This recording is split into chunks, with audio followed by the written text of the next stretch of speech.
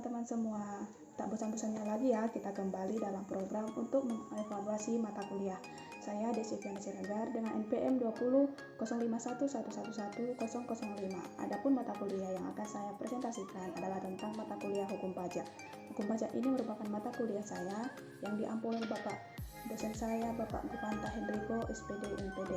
Oke, saya akan sebutkan garis-garis besar yang akan saya paparkan lebih dalam nanti di selanjutnya, yaitu tentang yang pertama adalah perkembangan hukum tata negara yang dikaji melalui istilah dan pengertian hukum tata negara. Yang kemudian nomor 2 adalah tentang objek dan ruang lingkup hukum tata negara. Nomor 3 akan saya bahas tentang hubungan hukum tata negara dengan hukum-hukum yang lain, yakni dari segi ilmu negara. Yang kedua adalah ilmu politik, dan yang ketiga adalah hukum administrasi negara atau HAN. Kemudian yang nomor 4 adalah tentang sumber-sumber hukum tata negara, di mana sumber-sumber ini akan dibahas melalui yang pertama adalah sumber secara material, dan yang kedua adalah sumber secara formil. Yang kelima adalah tentang konstitusi, di mana konstitusi ini akan saya bahas melalui yang pertama pengertian konstitusi itu sendiri, yang kedua adalah nilai dan sifat konstitusi, yang ketiga adalah tujuan dan hakikat dari konstitusi. Yang keenam adalah tentang asas-asas dalam hukum tata negara. Yang ketujuh adalah penafsiran hukum tata negara. Yang kedelapan tentang sistem pemerintahan dan 10 negara yang akan saya deskripsikan bagaimana sistem pemerintahan yang dianut. Dan yang ke-9 adalah tentang mendeskripsikan sistem pemerintahan negara Indonesia, negara kita, dan bagaimana pemerintahan yang sudah dilaksanakan sejauh ini, apakah sudah menunjukkan keadaan yang baik atau masih belum, kurang baik begitu. Oke, kita langsung masuk saja ke pembahasan. Yang pertama adalah tentang perkembangan hukum tata negara dari segi istilah dan pengertian hukum tata negara. Oke, kita masuk ke istilah hukum tata negara, di mana hukum tata negara itu berasal dari bahasa Belanda yang disebut dengan istilah Stadrecht, di mana kalau dalam bahasa Inggris itu dinamai dengan sebutan konstitusional, dan dalam bahasa Indonesia disebut dengan hukum tata negara. Stadrecht atau hukum tata negara dalam bahasa Belanda ini digaji atau dibedakan menjadi dua pengertian, yakni yang pertama adalah hukum tata negara dalam arti luas atau dinamai dengan istilah Stadrecht in ramere zin, dan yang kedua adalah hukum tata negara dalam arti sempit atau dengan istilah Stadrecht in engere zin. Hukum tata negara dalam arti luas ini meliputi tentang hukum tata negara dalam arti sempit dan hukum administrasi negara. Nah, yang dinamai jika HTN itu dalam arti sempit, berarti HTN adalah mempelajari negara dalam keadaan diam, dan hukum administrasi negara itu mempelajari negara dalam keadaan bergerak atau dinamis. Maka bisa kita simpulkan bahwa HTN dalam arti luas itu adalah HTN dalam arti sempit, yaitu negara dalam keadaan diam, dan hukum administrasi negara dalam keadaan bergerak. Nah, ditinjau dari pendapat oleh Profesor Van Maarschaveen bahwa istilah Stadrecht atau hukum tata negara dalam bahasa Belanda ini merupakan pembicaraan tentang masalah-masalah nasional atau masalah-masalah politik. Karena misalnya parlemen dalam memilih presiden atau perdana menteri, di mana proses pemilihan tersebut mengandung aspek-aspek perpolitikan. Oleh sebab itulah sebaiknya istilah Stadrecht atau hukum tata negara ini diganti dengan istilah Politrecht atau hukum politik. Nah, sebagai pengertian dari hukum tata negara itu secara umum adalah mengenai sekumpulan peraturan-peraturan atau ketentuan-ketentuan yang mengatur mengenai organisasi-organisasi negara, lembaga-lembaga negara, kekuasaannya, hubungan antara lembaga yang satu dengan lembaga yang lain, serta hubungan negara dengan warga negaranya. Oke, kita masuk ke nomor 2-nya, yaitu tentang objek dan ruang lingkup HTN. Yang pertama adalah objek HTN. Berdasarkan pada pengertian hukum tata negara yang sudah disebutkan sebelumnya, maka dapat ditarik kesimpulan bahwa objek kajian dari hukum tata negara itu adalah negara, yakni negara dalam arti konkret negara tertentu atau negara yang terikat oleh waktu dan tempat. Misalnya, objek kajian dalam hukum tata negara itu dikhususkan dibahas yakni negara Indonesia misalnya, atau negara Malaysia, Singapura, dan lain sebagainya. Nah, di sini hukum tata negara sebagai hukum yang berobjek pada organisasi negara dan kekuasaannya, maka bidang ilmu hukum tata negara itu ditopang oleh dua ilmu. Yang pertama adalah ilmu politik dan ilmu kenegaraan lainnya, serta yang nomor 2 adalah ilmu hukum. Mengapa disebut demikian? Sebab muatan dalam hukum dan sumber materi HTN itu disumbangkan oleh ilmu politik dan ilmu kenegaraan lainnya, yakni beberapa atau sejumlah konsep, nilai, dan aspirasi politik yang tumbuh dan berkembang dalam masyarakat sebagai cita-cita hukum ataupun living law dari masyarakat tersebut. Nah, setelah objek HTN, kita masuk ke ruang lingkup HTN. Ruang lingkup HTN adalah mengenai organisasi-organisasi negara yang mencakup lembaga-lembaga negara, kemudian hubungannya satu sama lain, dan kekuasaannya, serta juga membahas mengenai warga negara, termasuk di dalamnya yaitu HAM dan wilayah-wilayah negara. Di sini akan lebih jelasnya saya sebutkan mengenai ruang lingkup HTN itu, yakni yang pertama atau bagian A-nya bahwa ruang lingkup HTN itu adalah tentang struktur umum dari negara sebagai suatu organisasi. Misalnya dari segi bentuk negara, apakah negara itu berbentuk kesatuan atau federasi. Yang kedua adalah bentuk pemerintahan, apakah kerajaan atau monarki atau republik. Yang ketiga, sistem pemerintahan, apakah presidensil, parlementer, atau yang lainnya. Yang berikut, dari corak pemerintahan, apakah dia diktator, nasional, demokrasi, atau liberal. Kemudian yang berikut adalah tentang sistem pendelegasian kekuasaan negara, atau apakah dia desentralisasi ataupun sentralisasi. Berikut adalah garis-garis besar tentang orang-orang pelaksana.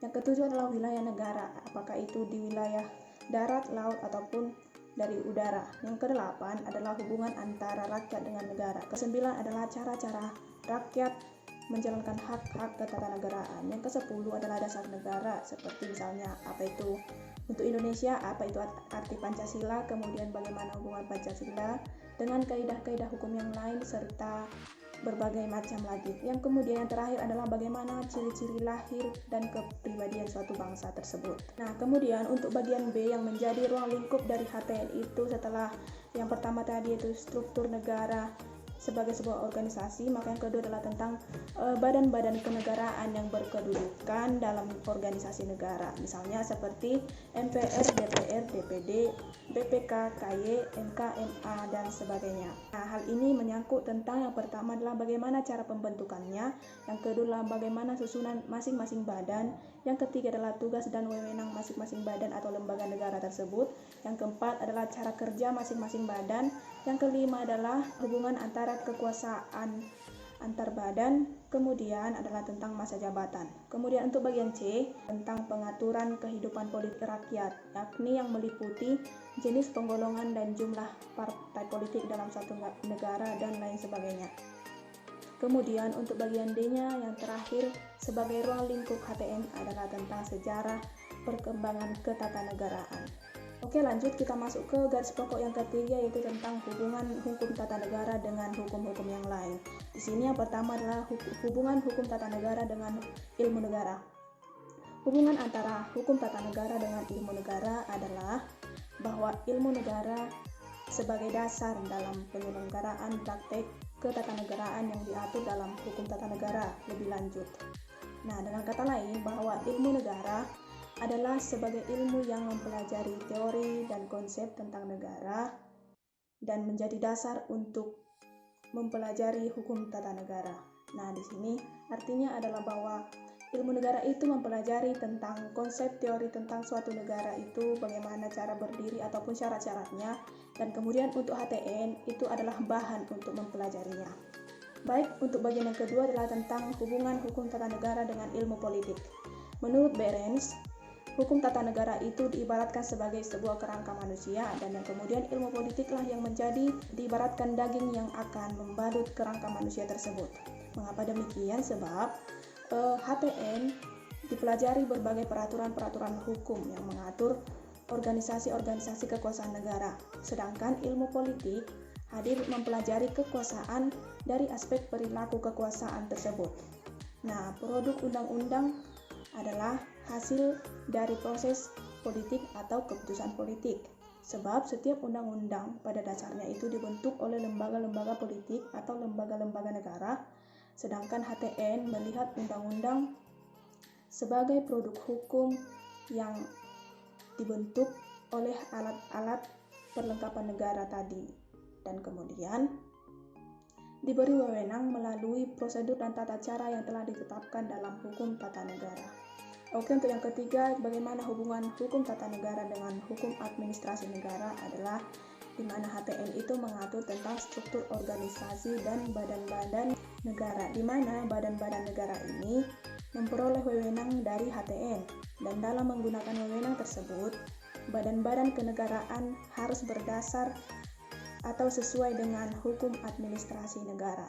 Jadi, lembaga-lembaga negara atau badan-badan kenegaraan itu memperoleh wewenang berasal dari HTN, dan kemudian cara menjalankan wewenang tersebut adalah diperoleh melalui hukum administrasi negara.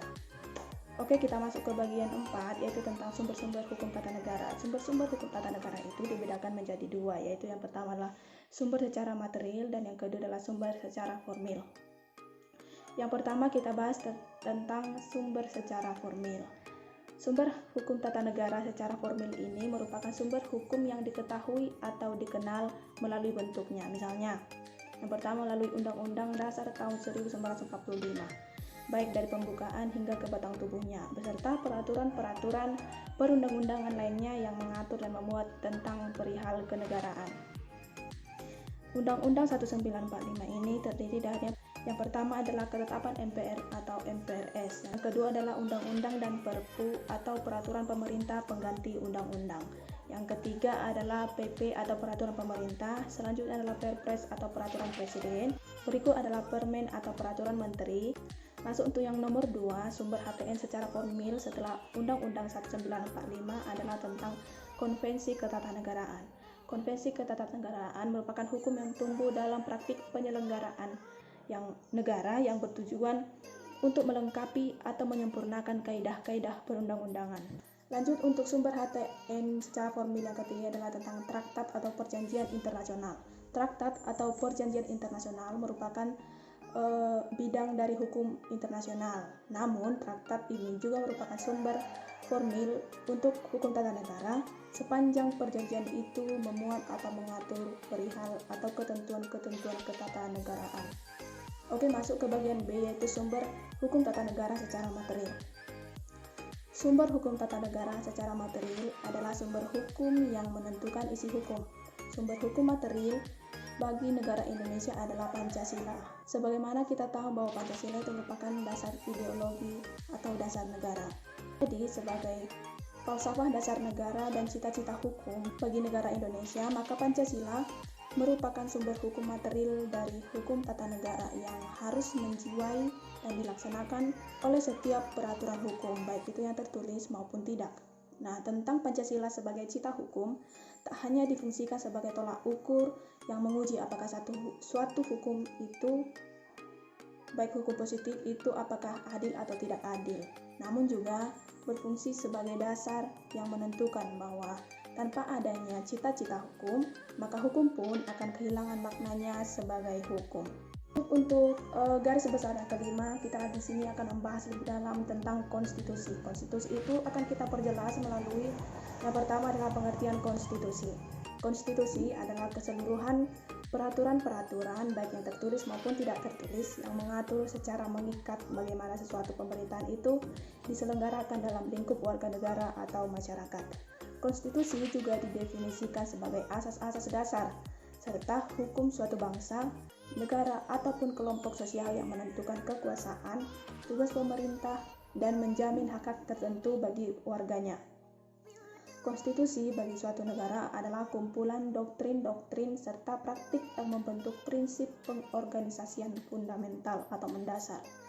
Kemudian bagian B-nya adalah tentang nilai dan sifat konstitusi. Nilai dari konstitusi ini di sini ada beberapa jenis, yaitu terbagi 3. Yang pertama adalah nilai normatif, yang kedua adalah nilai nominal, dan yang ketiga adalah nilai semantik. Nah, apa itu nilai normatif? Nilai normatif adalah suatu konstitusi yang resmi diterima oleh suatu bangsa, dan bagi mereka konstitusi itu tidak hanya berlaku dalam arti hukum atau legal, namun juga berlaku dalam masyarakat, yaitu berlaku secara efektif dan dilakukan secara murni dan konsekuen. Yang kedua adalah nilai nominal. Nilai nominal adalah suatu konstitusi yang dari segi hukum dia tetap berlaku, tetapi tidak sempurna disebabkan karena pasal-pasal tertentu tak berlaku atau tidak seluruh pasal-pasal yang termuat dalam undang-undang yang berlaku bagi seluruh wilayah negara. Yang ketiga adalah nilai semantik. Nilai semantik merupakan konstitusi yang berlaku hanya untuk kepentingan penguasa atau raja. Jadi, di mana konstitusi yang digunakan hanyalah sebagai alat untuk melakukan kekuasaan politik. Lanjut ke sifat konstitusi. Sifat konstitusi ini ada 5, yakni yang pertama adalah tertulis, yang kedua tidak tertulis, yang ketiga adalah fleksibel atau luas, dan yang keempat adalah kaku atau rigid, dan yang terakhir atau kelima adalah berkembang. Yang pertama, sifat konstitusi tertulis, artinya konstitusi itu ditulis dalam bentuk buku atau dokumen ataupun serangkaian dokumen yang digabungkan dalam bentuk buku, di mana konstitusi tertulis ini dapat diubah hanya dengan atau sesuai dengan proses amandemen yang telah ditetapkan atau ditulis dalam konstitusi itu sendiri. Nah, yang kemudian konstitusi itu bersifat tidak tertulis, artinya konstitusi itu tidak disusun atau disahkan oleh majelis, tidak didokumentasikan atau tidak dimuat dalam suatu buku. Namun, bila dikatakan pun tidak tertulis, bukan berarti bahwa konstitusi tidak tertulis ini sepenuhnya tidak ditulis. Tetapi ada juga beberapa bagian yang tersedia dalam bentuk tertulis tapi tidak dimodifikasi dalam bentuk dokumen ataupun buku. Kemudian sifat konstitusi yang ketiga adalah konstitusi bersifat fleksibel atau luas, di mana dikatakan seperti itu karena konstitusi ini dapat dengan mudah diubah dengan manfaat, di mana kemampuan untuk merubahnya itu sangat mudah. Kemudian perubahan itu bisa disesuaikan dengan lingkungan sosial dan politik masyarakat dan negara. Kemudian konstitusi dengan sifat ini sangat membantu dalam masa-masa atau situasi darurat karena ia mudah diubah. Berikutnya, untuk sifat konstitusi yang keempat adalah konstitusi bersifat kaku atau rigid. Konstitusi ini dinamai kaku atau rigid berarti konstitusi ini tidak mudah diubah, di mana untuk mengamandemennya itu adalah suatu pekerjaan yang sulit karena harus melalui prosedur-prosedur yang khusus. Kemudian dia membutuhkan pengesahan proposal amandemen oleh mayoritas besar suara yang diikuti oleh ratifikasi seluruh rakyat.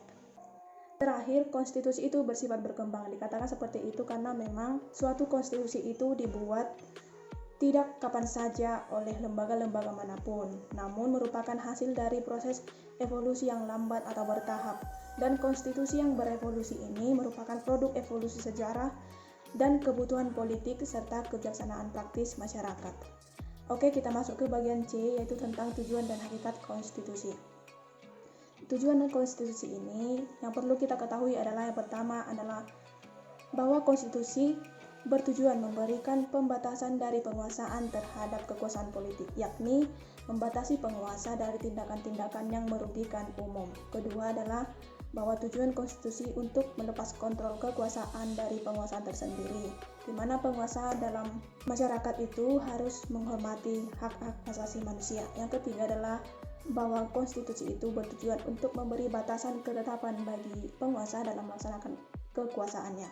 Artinya di sinilah konstitusi itu memberi pedoman bagi penyelenggara negara agar negara itu tetap berdiri kokoh dan kuat. Lanjut kita masuk ke hakikat konstitusi. Hakikat konstitusi ini dibedakan menjadi beberapa bagian, yakni yang pertama adalah mengatur struktur negara, di mana tentang lembaga-lembaga negara, kemudian mekanisme antar hubungan lembaga negara, berikut adalah tugas dan fungsi dari lembaga negara, serta hubungan lembaga negara dengan warga negaranya. Yang kedua yang menjadi hakikat konstitusi itu adalah menjamin hak asasi manusia, dan yang ketiga adalah ada pengakuan pluralisme atau keberagaman, di mana baik itu dari segi suku, agama, ras, golongan, dan sebagainya. Oke, kita masuk ke bagian nomor 6, yaitu tentang asas-asas dalam hukum tata negara. Dalam hukum tata negara, setidaknya ada 5 asas yang perlu diperhatikan. Yang pertama adalah asas Pancasila, yang kedua adalah asas negara hukum, yang ketiga adalah asas kedaulatan rakyat, yang keempat adalah asas kesatuan, dan yang kelima adalah asas pemisahan atau pembagian kekuasaan. Yang pertama kita masuk ke asas Pancasila. Asas Pancasila ini artinya dalam segala tindakan pemerintahan dan keputusan-keputusan yang diambil itu harus berdasar pada Pancasila. Yang kedua adalah asas negara hukum, artinya bahwa setiap kebijakan dan tindakan-tindakan negara dan seluruh rakyat itu harus berdasarkan dan sesuai dengan aturan-aturan negara hukum. Yang ketiga adalah asas kedaulatan rakyat atau demokrasi. Dalam melaksanakan tugas pemerintahan, pemerintah di sini harus menyesuaikan dengan keinginan rakyat. Mengapa dikatakan demikian? Sebab kedaulatan itu berada di tangan rakyat dan merupakan kekuasaan yang paling tertinggi. Oke, untuk asas yang keempat adalah asas kesatuan. Asas ini mengatakan bahwa kesatuan sebagai bentuk negara Republik Indonesia di mana pemerintah memberi hak otonom kepada daerah agar daerah dapat mengatur rumah tangganya sendiri sesuai dengan potensi-potensi atau kekayaan-kekayaan yang dimiliki tiap-tiap daerah. Kemudian didorong oleh bantuan-bantuan dari pemerintah pusat. Oke, untuk yang terakhir, asas yang kelima adalah tentang asas pembagian atau pemisahan kekuasaan. Artinya membatasi kekuasaan antara legislatif, eksekutif, dan yudikatif agar bekerja secara seimbang atau sederajat dan saling mengontrol, atau dengan istilahnya adalah check and balance, di mana ditujukan agar kekuasaan-kekuasaan tersebut tidak bertindak sewenang-wenang. Oke, kita masuk ke garis besar yang ketujuh, yaitu tentang penafsiran HTN. Kita ketahui dulu apa itu penafsiran. Penafsiran merupakan kegiatan yang penting dalam satu hukum dan sebagai metode untuk memahami makna-makna yang terkandung dalam teks hukum untuk digunakan dalam penyelesaian masalah ataupun kasus-kasus yang perlu diambil keputusan atas hal-hal yang dihadapi secara konkret. Nah, penafsiran dalam hukum tata negara ini atau disebut dengan istilah judicial interpretation atau penafsiran oleh hakim berfungsi sebagai metode perubahan konstitusi dalam arti menambah, mengurangi, ataupun memperbaiki makna yang terdapat dalam suatu teks undang-undang dasar. Penafsiran dalam hukum tata negara ini merupakan salah satu langkah yang diambil dalam penerapan hukum yang dimaksudkan untuk menentukan makna yang tepat bagi suatu peraturan perundang-undangan. Oke, masuk ke bagian 8, yaitu sistem pemerintahan dan contoh 10 deskripsi negara dengan sistem pemerintahannya. Sistem pemerintahan ini didefinisikan sebagai hubungan serta susunan di antara lembaga-lembaga negara yang saling terikat serta berkesinambungan dalam satu kesatuan di dalam rangka penyelenggaraan negara. Jenis-jenis dari sistem pemerintahan ini yang ada di dunia itu ada 6 jenis, yakni yang pertama adalah sistem presidensial. Sistem presidensial ini merupakan sistem pemerintahan yang negara itu diatur dan dikepalai oleh presiden sebagai kepala negara sekaligus sebagai kepala pemerintahan, di mana rakyat di sini memilih presiden secara langsung dan wewenang presiden itu diatur dalam konstitusi. Yang kedua, sistem pemerintahan yang kedua itu adalah sistem parlementer. Sistem parlementer ini merupakan sistem pemerintahan yang di negara tersebut ada 2 pemimpin, yakni presiden sebagai kepala negara dan yang kedua adalah Perdana Menteri sebagai kepala pemerintahan. Di sini dalam sistem pemerintahan parlementer ini yang memegang kendali ataupun kekuasaan itu yang tertinggi adalah berada di tangan Perdana Menteri selaku sebagai kepala pemerintahan. Oke, kita masuk ke sistem pemerintahan yang ketiga, yaitu sistem pemerintahan semi presidensial. Dikatakan seperti itu karena sistem pemerintahan ini merupakan sistem gabungan dari presidensial dengan parlementer, di mana presiden memegang jabatan sebagai kepala negara dan Perdana Menteri memegang jabatan sebagai kepala pemerintahan.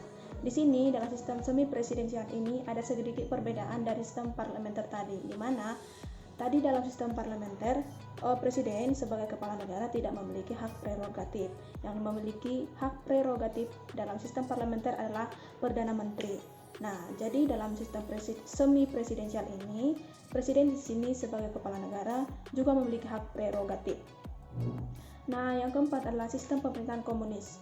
Komunis dipimpin atau berada di bawah kendali Partai Komunis, di mana sistem ini mengacu pada perjuangan-perjuangan kelas. Kemudian kepentingan-kepentingan kelompok itu lebih diutamakan. Lanjut, ini sistem pemerintahan ini mengacu pada bahwa kepemilikan barang itu adalah milik bersama. Nah, perlu kita ketahui bahwa negara yang menganut sistem pemerintahan komunis ini jarang mengalami krisis. Namun, rakyat juga di sini tak memiliki kebebasan, bahkan tak mengenal Tuhan. Yang kelima adalah sistem pemerintahan demokrasi liberal. Sistem pemerintahan demokrasi liberal ini adalah sistem yang menganut paham kebebasan individu dengan kelebihan yakni menjunjung tinggi persamaan hak, kemudian etos kerja yang tinggi karena ada kompetisi antar individu. Kemudian adalah memberi hasil yang disiplin, berkualitas, dan menghargai waktu. Oke, sistem pemerintahan yang terakhir adalah sistem liberal.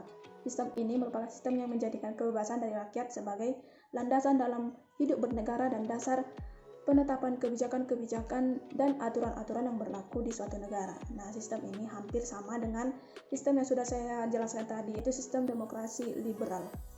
Oke, kita masuk ke pendeskripsian 10 negara selain Indonesia. Yang pertama saya bahas di sini adalah deskripsi tentang sistem pemerintahan dari negara Korea Selatan. Negara Korea Selatan adalah negara yang menganut sistem pemerintahan semi presidensial, di mana presiden itu memegang jabatan sebagai kepala negara dan perdana menteri memegang jabatan sebagai kepala pemerintahan. Dan presiden yang terpilih dalam pemilu itu dibantu oleh perdana menteri dalam melaksanakan tugasnya, yakni dibagi dalam 3 kekuasaan seperti pada negara-negara demokrasi umumnya, yaitu eksekutif, yudikatif, dan legislatif. Yang kedua adalah negara Singapura. Sistem pemerintahan yang dianut oleh negara Singapura adalah sistem parlementer dengan 2 pemimpin sekaligus, yaitu presiden dan perdana menteri. Oke, lanjut untuk negara yang ketiga yang akan saya deskripsikan sistem pemerintahannya adalah negara India, di mana sistem pemerintahan yang dianut oleh negara India adalah sistem parlementer, di mana kepala negara atau simbol negara adalah presiden yang diangkat melalui pemilu dan kepala pemerintahan atau perdana menteri itu diangkat melalui atau oleh parlemen. Yang keempat adalah negara Jepang.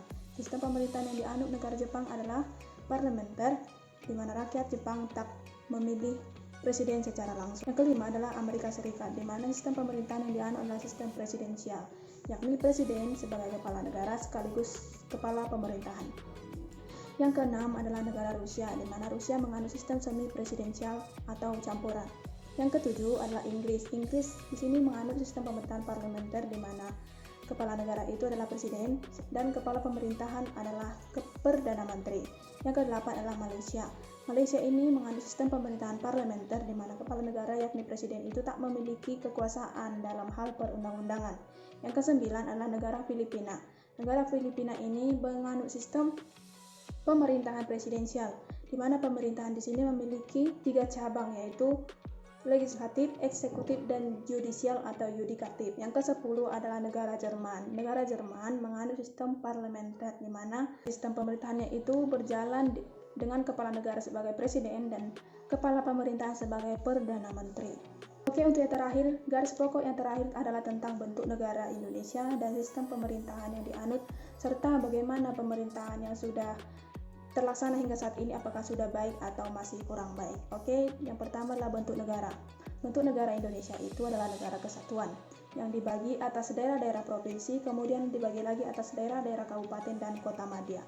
Sesuai dengan Undang-Undang 1945 Pasal 18 Ayat 1, negara Indonesia itu merupakan negara kesatuan yang berbentuk republik dengan sistem desentralisasi, di mana tiap daerah itu diberikan kewenangan atau kekuasaan untuk mengatur daerah masing-masing atau daerahnya sendiri. Nah, di sini disebut dengan hak otonomi daerah. Jadi di sini daerah diberi kewenangan atau kekuasaan untuk mengatur rumah tangganya sendiri sesuai dengan kekayaan dan potensi yang dimiliki oleh daerah tersebut. Nah, kemudian untuk sistem pemerintahan Indonesia adalah sistem pemerintahan presidensial, di mana presiden itu menjadi kepala negara sekaligus sebagai kepala pemerintahan. Pemerintahan presidensial ini merupakan sistem yang dipilih oleh bangsa Indonesia, sebab sistem inilah yang cocok, sejalan, dan padu dengan demokrasi yang kita anut, yaitu demokrasi Pancasila. Selain itu, sistem pemerintahan presidensial ini juga sesuai dengan budaya-budaya politik Indonesia. Nah, pemerintahan sejauh ini menurut pribadi sudah berjalan dengan baik di Indonesia.